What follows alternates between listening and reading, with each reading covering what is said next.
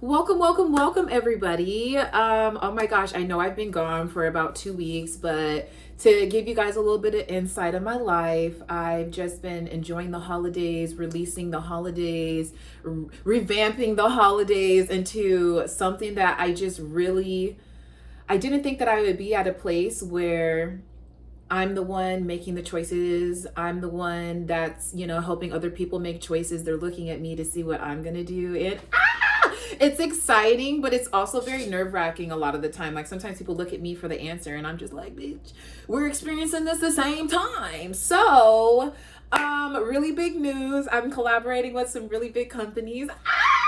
And I don't want to tell you guys who it is yet, so just follow me on social media. I'm super pumped. I just left a meeting, but I wanted to get into week 3 of the sacral chakra. How have you guys been feeling? How have you guys been, adapting to this new energy that's happening with this Beaver full moon that was happening on Monday? Today's Tuesday, so that was yesterday. Today's the 28th, you feel me?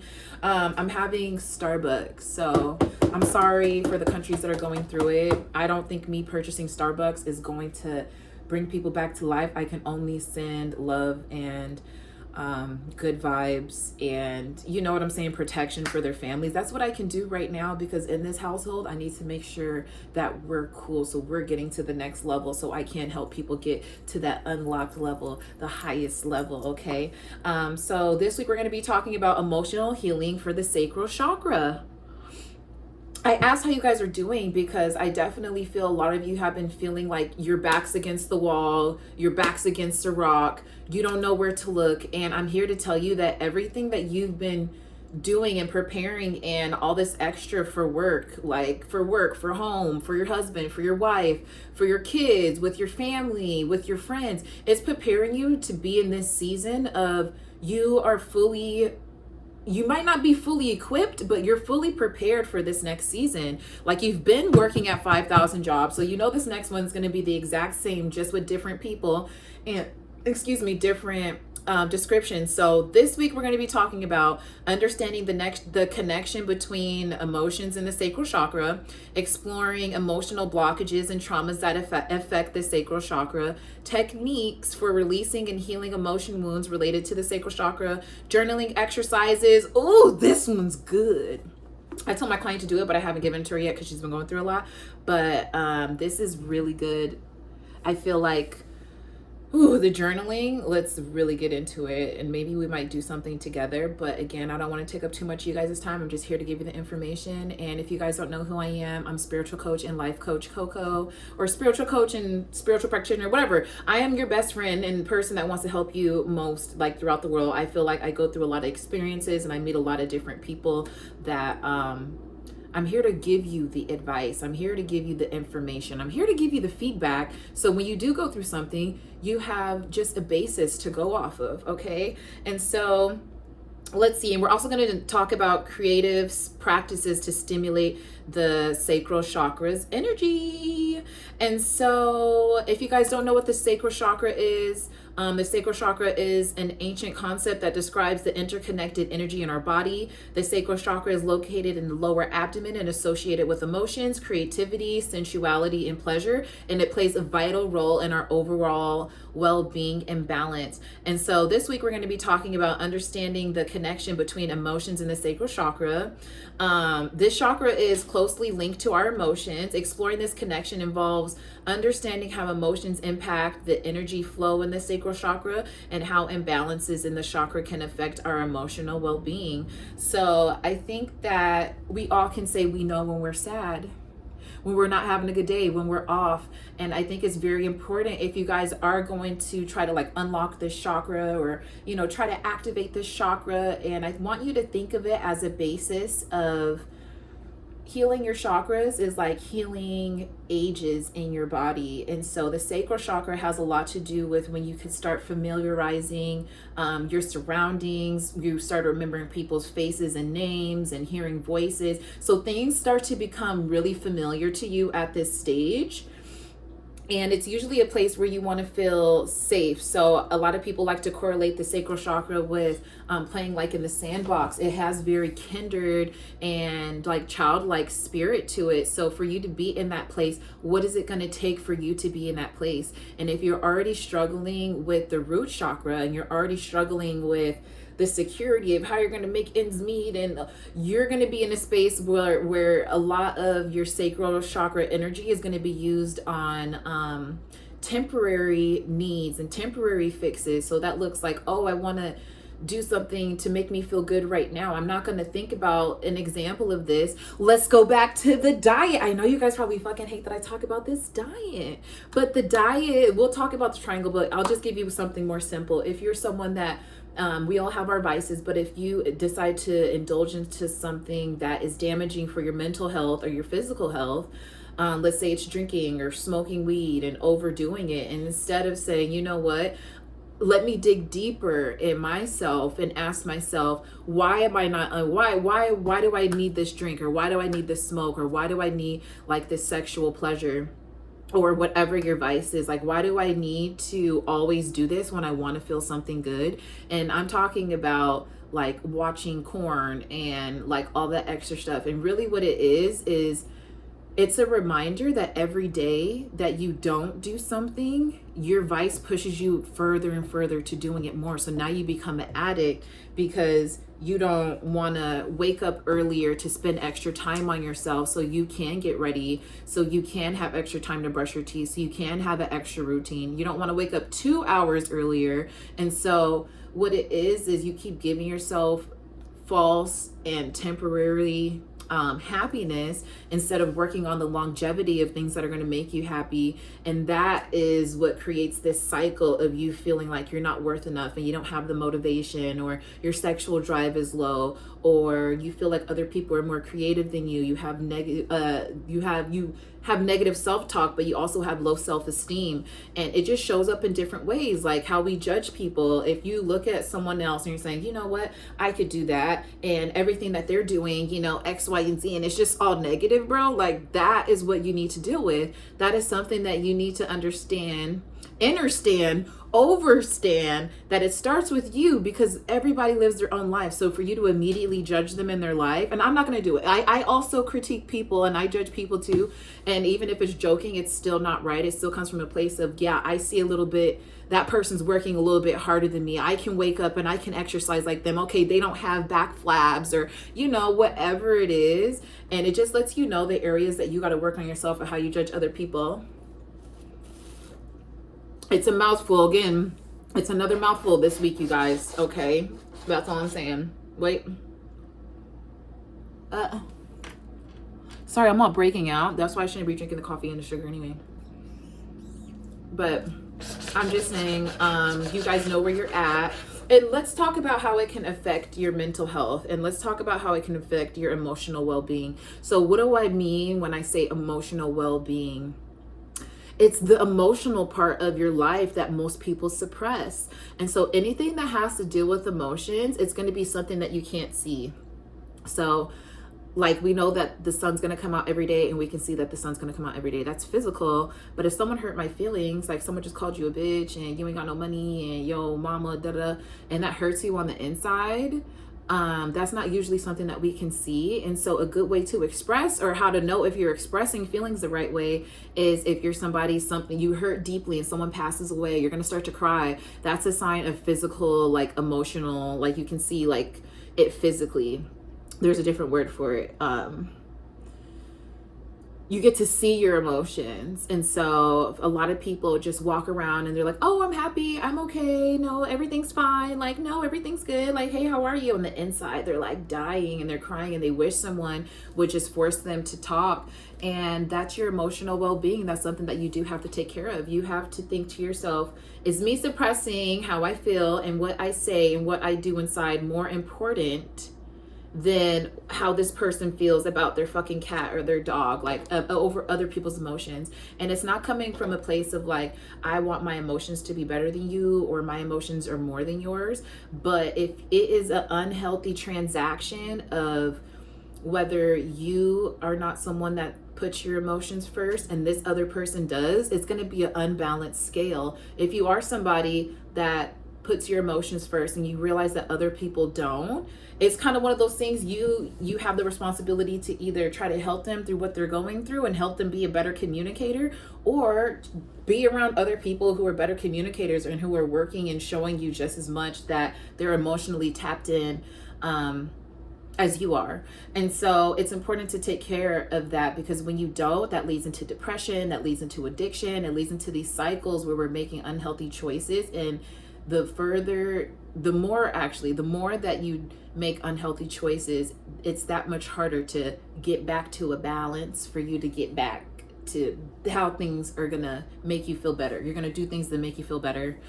So yeah, I know I'm talking a lot. I'll shut up. We are going to talk about, though,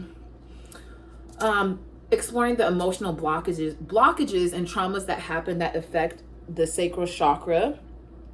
Emotional blockages and traumas such as past relationships, childhood experiences, and societal conditioning can impact the sacral chakra. Identifying and addressing these blockages is crucial for healing and restoring a healthy flow of emotions and creativity. Now, I love this because an example of this is, I just wake up and I am not the same person as yesterday. I'm not saying, and I had to explain this to my friend and we were laughing about it, but I was like, yo, if I used to rob people in the past and I haven't robbed anybody for a long time and I changed my life and I just say that I don't want to do this anymore, that's something that I could be, but aren't we all something on a certain scale? But hear me out. I was like, technically, I'm not considered a robber today if I was a robber yesterday.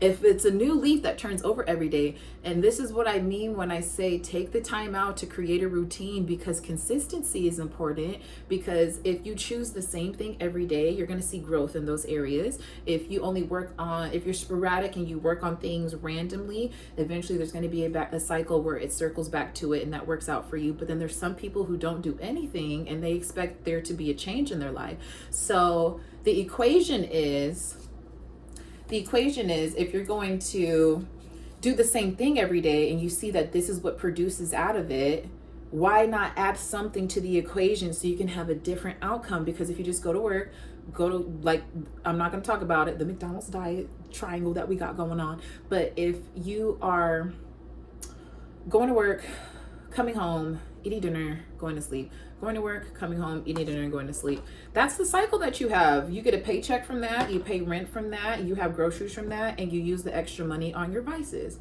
If you're somebody that wakes up, works a little bit on their business, goes to their regular job throughout the day, comes home, works out a little bit, you're going to have different connections in your life where you're going to have more of a probability to choose from than the people who are just doing 4 things. So the more you add and stay consistent in your equation, I hope this is making sense for some of y'all, but the more that you stay consistent in that equation that has a lot of different narratives and factors going on, there's going to be different probabilities for you, and that's gonna hit for somebody. 13 when I said that.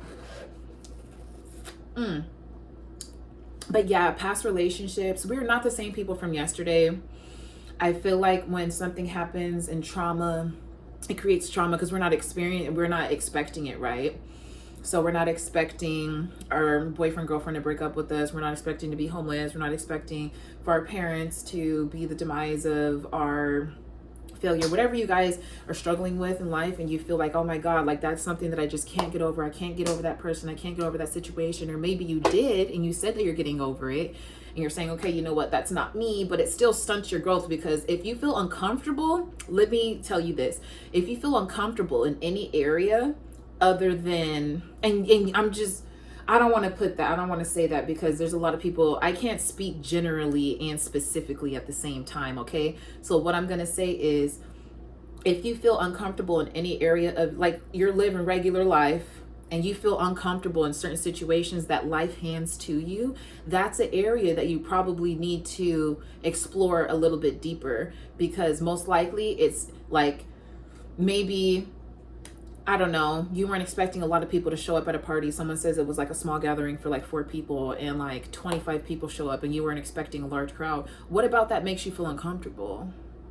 If everyone's nice and everyone's, no one's like a cannon or not, what about that makes you feel uncomfortable? And then think back, was there a time that I was in a crowd that, and your crowd could be a family, because when you're a baby and you're a kid, your crowd could be your grandma coming around, your grandma, your aunt, your siblings. That's a crowd. Okay, so if these people made you feel unheard, and then you being in other crowds, you guys get it. Dig deeper and figure out why these things make you feel uncomfortable, because most likely that's where the trauma lies, and then you're going to be able to add more in your routine when it comes to exactly, you guys, the answer. I hope this is hitting for some of you guys, because how I'm talking about it sounds crazy to me, but I can't give like 12 examples. I can give you like one good example, and then I can explain it to you and why it works and why it doesn't work, or yeah. So I definitely think that's addressing some of the blockages and issues and how to restore a healthy flow. We're going to get more into like meditation and techniques and releasing, but I think a big part of identifying is figuring out what part of your life that you just keep avoiding and you feel uncomfortable with, because that's going to be the place that's going to help you in your growth. That's going to be the place where you can find out how deep that wound and trauma goes, and then that's also going to be the place where you find restoration. Like you're going to find, it's just like, oh my God, like you're going to sit in it a little bit. For some of us, it's something that is more physical. For some of us, it's something that is spiritual or mental. And no matter what you go through, it's something that all of us are going to go through, something that's traumatic. So all of us is going to go through something that is going to make like our heart sink, or our heart fall into our stomach, or not think about a time, or just want to, escape from that time. We all go through that, but on a bigger scale, look at why this affects you today.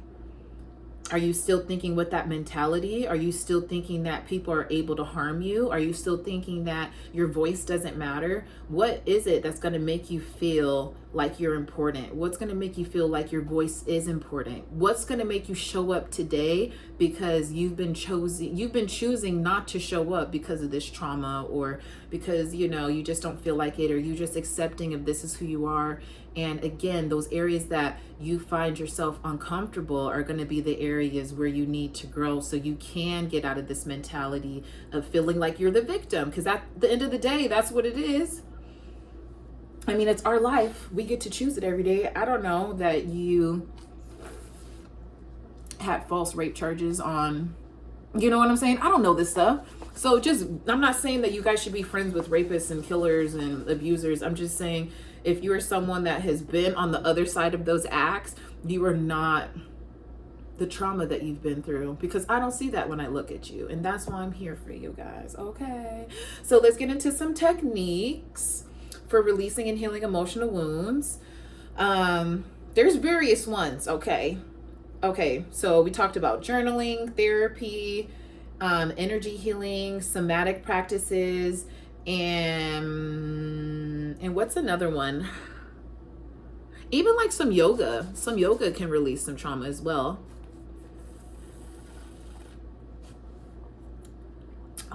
So yeah, I will talk about the journaling after, but I definitely recommend therapy if it's something that you can't get through yourself and you're not someone that is able to look outside your own perspective on situations. I would definitely look at therapy. I'm actually looking at couples therapy because I feel like we're both crazy. Yeah, I feel like we're both crazy. Okay, let me say it louder.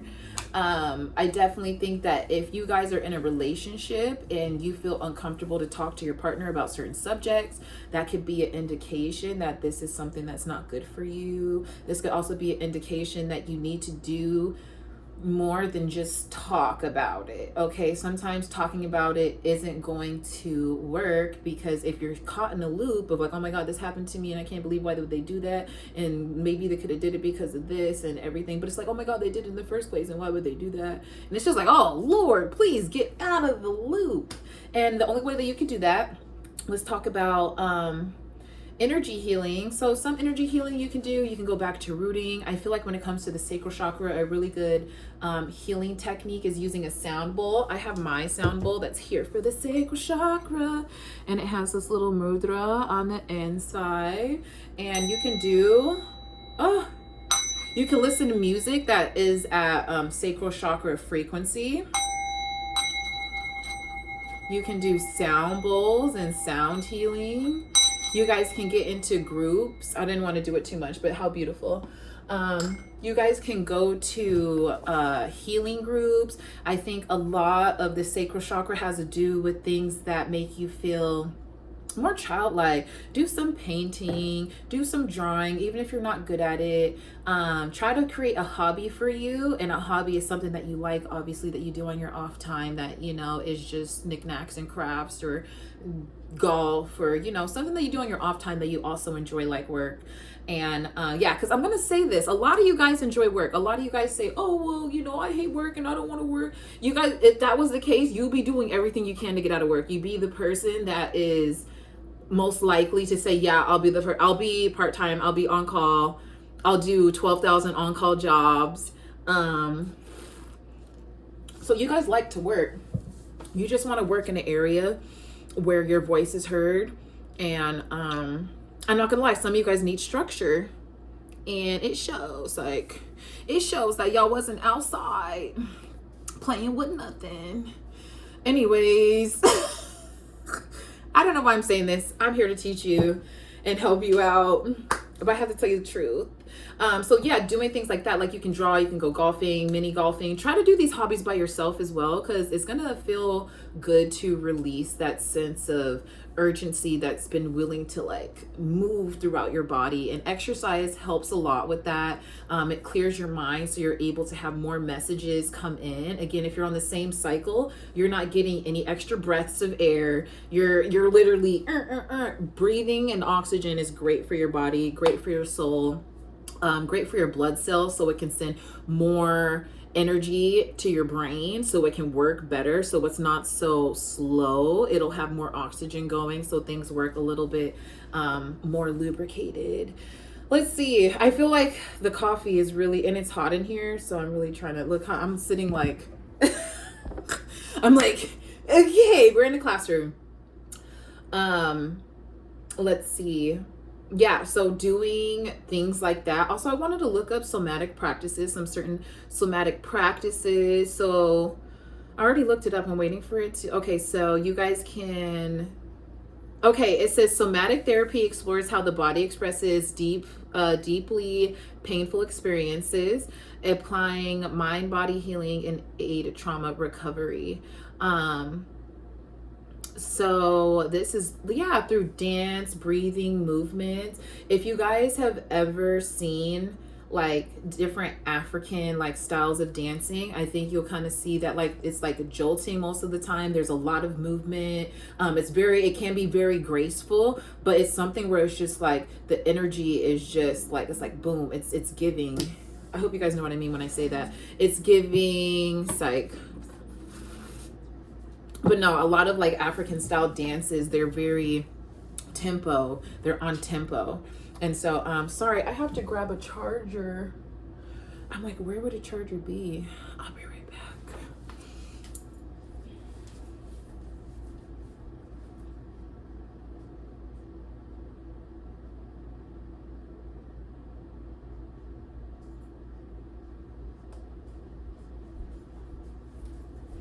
Okay. Because I have to make another video after this, so I need to make sure everything doesn't die. But yeah, dancing, get your body moving. You guys have to think of like the sacral chakra. It's right under your solar plexus. Ooh, I'm excited to talk about the solar plexus. The sacral chakra is right before the solar plexus. So like in a flame, it's going to be like the moment right before like the explosion, the moment right before like the aha moment. So it's like the opener before, you know, the main act. So you guys will have to look that up. Because we're going to talk about journaling, and I was excited to talk about this because I feel like when you're working with this chakra, I feel like when you're working with this chakra, to be more creative, usually when you have a lot of energy in this chakra, it's really also sexual energy. So like when you have sex with people, you're giving your energy away if you're not creating. I don't want to get into that. I just want to let you guys know what the techniques are. But most of the time, like when you come from like having schmacks and stuff like that, you might feel like really amped up, and then after you might feel drained and want to like take a nap. You should use that energy. I'm like whispering about it, I don't know why. You should use that energy and apply it to like doing work in areas of your life, like your hobby, because then it's going to help you build a garden instead of just gardening like one plant. I feel like you have to look at your body like an ecosystem.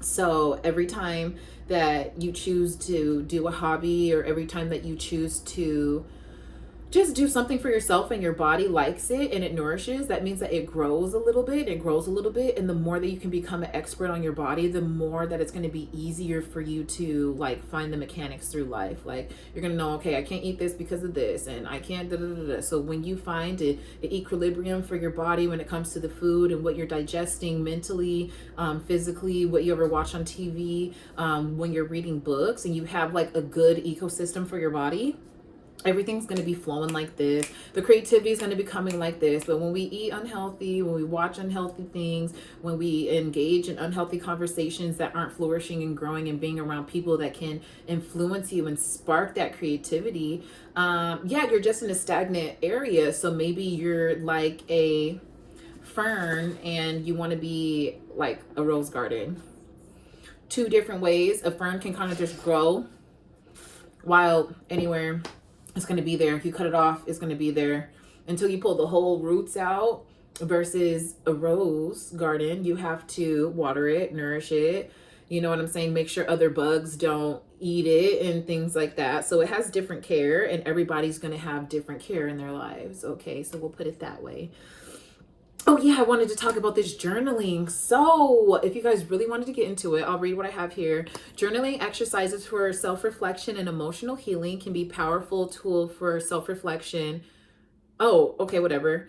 Through journaling exercises focusing on the sacral chakra, individuals can explore their emotions, identify patterns, and gain insight to their emotional well-being. So I love this. So I think that a really good journaling that you guys should do if you've done the work with your root chakra is to write a letter to your shadow self. If you guys don't know what your shadow self is, it's usually it's our critique, it's our ego, it's like judgmental, it's the part of ourself that we would classify as bad, and we don't always let those traits push through our character when we meet people, because we think people are going to judge us for that, and it's just looked down upon. But everybody has that. It's also the side of yourself that works with protecting yourself as well. When people are really like critical on others, it's usually because they're critiquing themselves that way, but that's how they keep themselves in check. And so everyone has like that voice and that ego and that pride. It's just some people show it more than others, but we all have it. And so that place where it judges you, write a letter to that energy.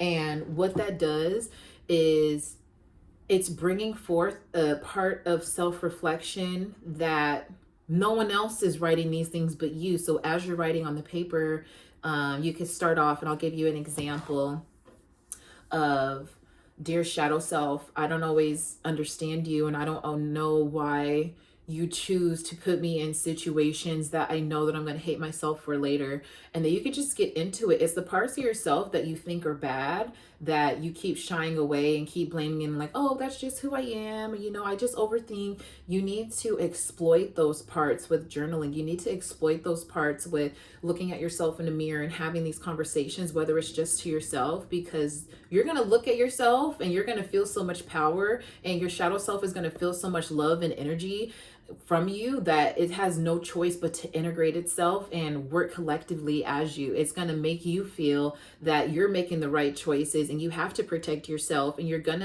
it's going to protect you on a larger level when you try to understand it, versus shying it away and trying to put it in the closet and make it seem like you're Mr. or Mrs. Independent and I'm Mr. Right all the time and I can help you. Like, no one gives a fuck about that shit, because at the end of the day, you're a villain in someone else's story. Okay. Also check out my my items that I have here from Cine Cherie. They're so cute. That's a pink little fuzz purse, and that's like a fuzzy bucket hat, and I think it's so cute. And I was changing my purse and outfit, so that's there. Anyways, so doing this journaling exercise is really going to help you understand from a different point of view of how hard you judge yourself. And I feel like this is a great exercise to do with other people, so you guys all can say like, damn, like why are they so and you guys will be judging yourself. But guess what next? Guess what's next, bitch? Your letter is next. So don't be judging other people on how they judge themselves, because your letter is ready to read to the classroom. I know sometimes I'm not that funny, but I just do crack myself up, because imagine me, like, you guys think that I'm like this online, but depending on who you are, I'm like this in person. And I'm telling, like, if we were in a circle, I'd like, don't be laughing, bitch, because guess whose letter we're reading next? Exactly. So yeah, I think that's a great journaling exercise that you can do. You're going to understand yourself at a different level.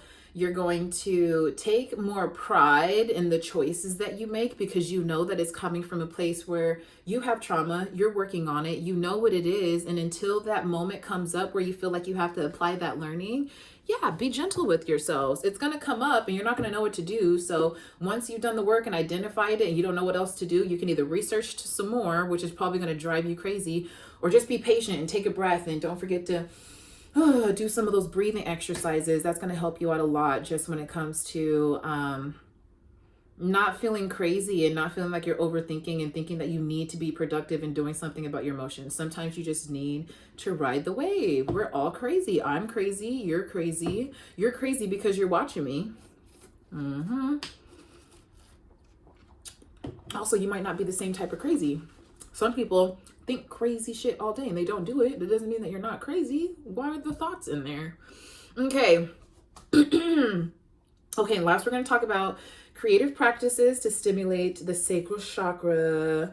Engaging in creative practices such as painting, dancing, writing, and playing an instrument can help stimulate the sacral chakra's energy. These practices allow for self-expression and release emotions in the cultivation of a vibrant and balanced sacral chakra. I did want to say, when you are creating, as I said, remember that rhythm and that tempo. There's something about you being in your own world and you just doing something for yourself that creates an energy where other people can feel it. Like, people can sense that your energy is not focused on them. And an example is that if you're someone that overthinks, and your overthinking involves like 10 people, like, oh my God, I have to go home. It's my mom's birthday next week. Oh my God, it's my friend's birthday. Oh my God, what should I do? All this, and it involves that. You're sending energy literally to other people and they can feel that. So once you divert your energy into something that you're really focused on and it's just about you, everything else is just going to come into place. Everything else is just going to magically be at your feet and at your whim and at your will. So people don't talk about that in manifestation, and people don't talk about that about bringing your dreams to life, that if you just stay focused and stay consistent, you're going to have other opportunities that people don't have, because people are too focused on your life. People are too focused on your life. I was like, I don't want to get into it. I don't want to preach about it. Look, let's talk about more things that we can do. So let me give you some ideas. Paint a picture. I started painting flowers. Flowers was my thing. I love flowers. I started painting flowers. I started painting cats. It was crazy. The journal that I'm thinking about, it would be like mountain, and then like, I don't know, outside landscape, and then the moon, and then flowers, and then cats, and then it's like I hate you, and it's like the devil is alive, and it was a lot of stuff that I was thinking in there. And I feel like I was in a place where all these things were just realizations to me. So this is literally, you can go to painting, you can fix watches, you can make jewelry, you can try to put on wigs, you can start somewhere, put on magic shows in your house, whatever is going to get you in a place where you feel comfortable and you can consistently keep going to that place to give you stability and oasis away from the rest of the world. I encourage you to do it. I don't care if people think you're silly. Ride a unicycle, dress up for a clown, blow balloon animals for kids, whatever's going to make you happy and it doesn't cause harm to other people, do it, because I promise you that's the only That's the only choice that you're making that's going to make your life different. Like, because you're not choosing to focus on yourself and like these hobbies, you're not going to get any more answers. You're like, there's no space. You're thinking about everybody all the time.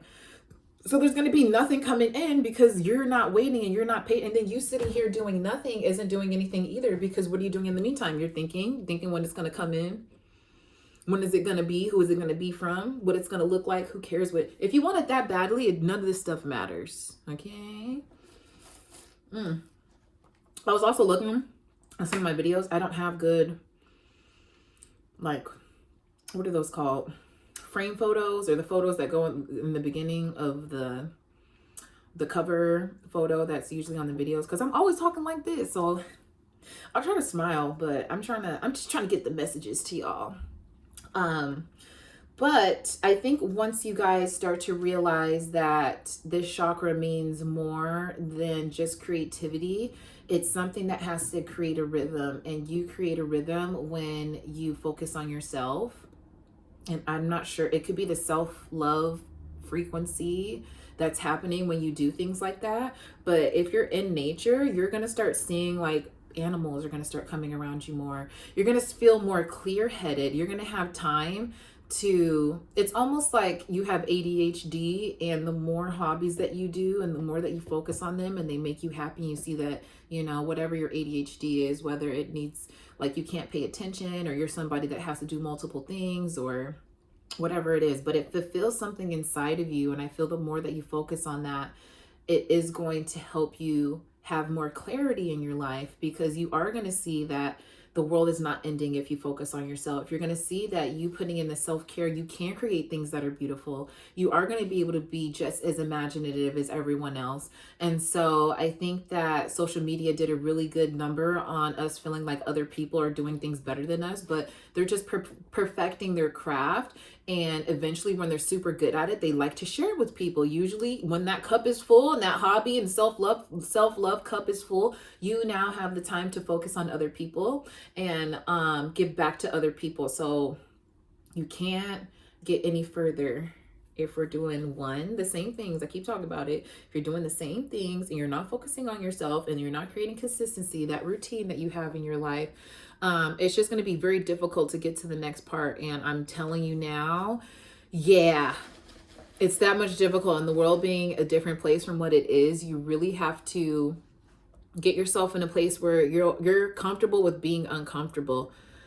If you're not comfortable and you don't like your work or your workspace, make sure to be in a very clear headspace before, again, indulging on activities that aren't good for us.